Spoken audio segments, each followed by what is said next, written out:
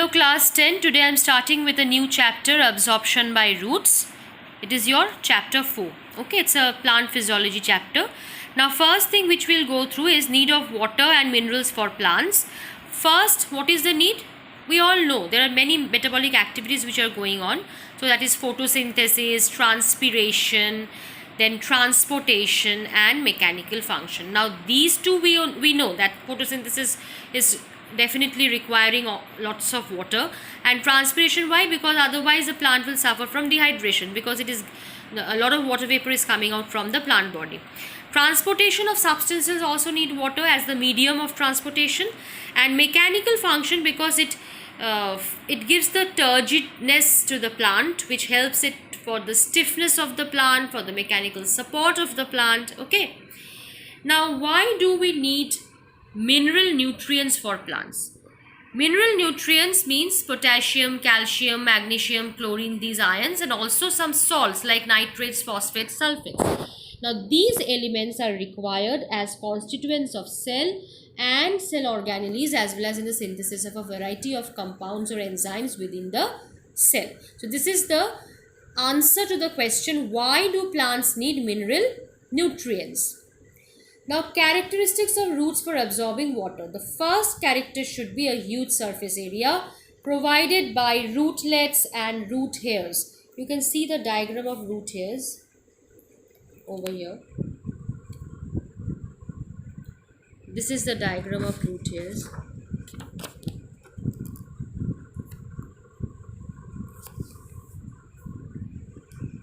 As you can see. Okay, and you can see that there are so many millions of root hairs at the tip of the root, which increases enormously the surface area of the plant, and because of that it helps a lot in the absorption factor. Also, the root hairs containing the solution at a concentration higher than that of the surrounding soil water, and root hairs having thin walls. Now, this concentration part, I'll come to explanation afterwards, students, because we need to learn some definitions in this chapter, very important definitions, and there I have to explain how this phenomenon is occurring when the cell sap is at a higher concentration than that of the surrounding water, and how this is required to draw in the outside water. So that I'll explain afterwards. Now students, this diagram, as you can see, this diagram is very important. It's a single full grown root hair. It is important for your labeling as well as for your drawing. It may come for drawing also you can get it for your labeling purpose. So please practice this particular diagram. Here in this book you are seeing it as figure 4.2. okay, this diagram is very important. It's a single grown root hair, and because you know root hair is a single cell, and it's an extension of the cell of a single cell. So in this diagram only we can see that. Now next is root hairs have thin walls. Now this characteristics is also very important. As you know, root hairs also have a cell wall and a cell membrane. The cell wall is thin and permeable. It allows the movement of water molecules and also the dissolved substances very freely. But the cell membrane is thin and semi-permeable, which means that is allowing only the water molecules to pass through it and not the larger molecules of the dissolved salts. So the secret of the absorption of water from the soil by the root lies mainly in this characteristic. You have to remember that because there are two layers, cell wall and cell membrane is primarily very important for the conduction of water, because it is semi-permeable in nature. It is allowing only the water molecules. Clear? Next, we are coming to some very important definitions, as I have said you earlier, and these are very new to you, like imbibition. Imbibition is a phenomenon by which the living or dead plant cells absorb water by surface attraction. So this definition you need to learn for your boards. Now you can I can give you an example which is very known to you. During the rainy season, I hope you all have seen that the wooden doors, we cannot lock them properly. It is very difficult for us to lock the wooden doors properly. So why is it so? Because during rainy season, a lot of atmospheric water vapor is there. Now those water vapors are absorbed by these dry wooden door surfaces, and these surfaces are swelling them up, and we are not able to lock the wooden doors properly because they are imbibing a lot of water vapor in the form of water inside them. So that can be an example of imbibition, right? Next definition is diffusion. Now, what is the definition? It is the free movement of molecules. Molecules can be solute, gas, or liquid from the region of their higher concentration to the region of their lower concentration when the two are in a direct contact. Now, in this definition, in a direct contact, very important part of the definition. Okay, you have to mention it when you are writing the definition, and mind it, students, when you are writing in this chapter the definitions, be very careful because all the definitions must be very perfect and exact. Okay, now in this diagram they have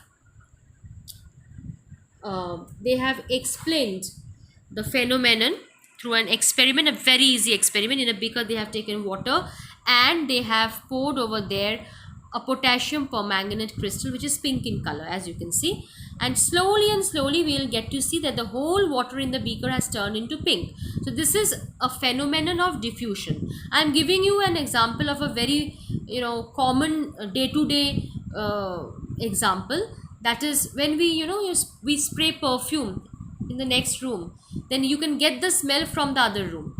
Why is it so? Because the molecules of perfume are diffusing from the region of their higher concentration to the region of their lower concentration, and from one room to other room, because both the rooms are in direct contact to each other, right?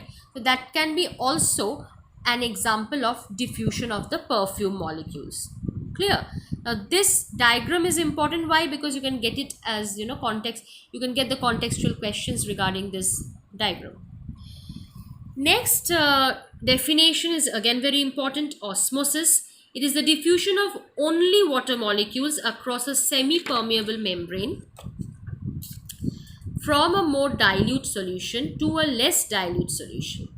Again, in this definition, very important part is the semi-permeable membrane. You have to mention it. Okay. Now, osmosis means it is only the movement of water molecules, and mind it, it is a diffusion of the water molecules from their or from its own higher concentration to its own lower concentration. That means water concentration here we are talking about. Clear? Now, osmosis can be of two types: endosmosis and exosmosis. Endosmosis is the inward diffusion of water through a semi-permeable membrane when the surrounding solution is less concentrated. That means when the concentration is less outside and more inside, then the water is coming inside and it is swelling up the cell. Similarly, exosmosis means exo means outside. It is the outward diffusion of water through a semi-permeable membrane, and when the surrounding solution is more concentrated. Whenever you are writing the definition, you have to mention that the outside solution, how is it? Okay, what kind of concentration it is carrying. This tends to cause shrinkage of cell because the water is coming out in this case. Okay, so in endosmosis, the surrounding solution should be less concentrated. That means water should be more outside, and here the surrounding solution should be more concentrated. That means the water should be less outside. Clear? Now this is actually taking place when we are talking about the root hair function. I have said you earlier that I'll explain it afterwards, that when the when the root hairs are absorbing water from outside, that means the water is more outside the cell sap or the root hair cell than inside. So the water is getting from outside to inside. That is why the root hair cells are becoming turgid, they are swelling up and the water is getting inside. I hope it's clear. Now this diagram is important. This is an experiment where we have kept a beaker, and you can see beaker is full of water. Okay, and here we can see an inverted thistle funnel, and the thistle funnel, the mouth of the thistle funnel, in the labeling you see it is covered with cellophane paper, and inside that we have put sugar solution that is concentrated obviously, and the outside is pure water. Now after few hours we'll get to see that the level of the sugar solution inside the thistle funnel has risen. Now why it is rising? Because inner concentration is more and outer concentration is less, so the water is getting inside. That means end osmosis is occurring and the level of the sugar solution is rising high, and cellophane paper here is acting as the semi-permeable membrane. So definitely this experiment is important to explain the osmosis phenomenon. Clear? This is another experiment. They have given the same experiment but in a different way. Here they have put the sugar solution inside a whisking bag, and again we have put that whisking bag from the capillary tube inside the beaker, which is filled up with water. Clear? Now from this experiments we can see that there are two regions of different concentrations, right? We are seeing in each of the experiments. We call it as tonicity, which you may express in the following ways: two regions of different concentrations of water molecules, or two regions of different concentrations of sugar molecules, either water molecules or sugar molecules, right? And the two liquids are separated by a cellophane paper which behaves like a semi-permeable membrane. A semi-permeable membrane is one which allows the passage of molecules selectively. Only the water molecules, mind it, only the water molecules. Now, how long can an osmosis occur? It will occur until and unless the water molecules at both the sides will become same.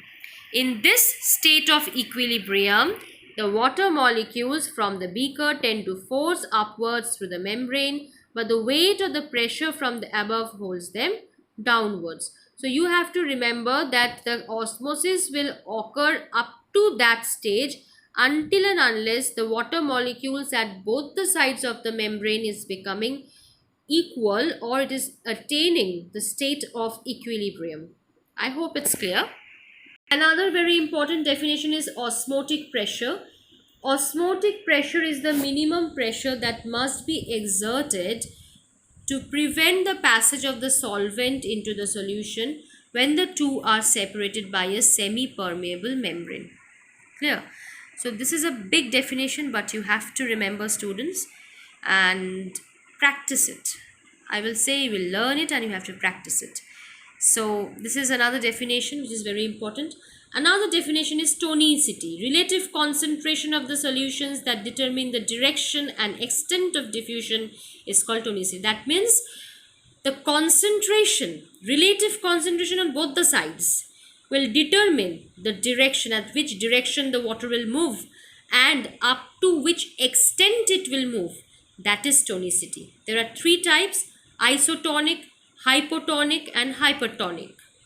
Okay students, so in the next day we'll start from this isotonicity, hypotonicity and hypertonicity.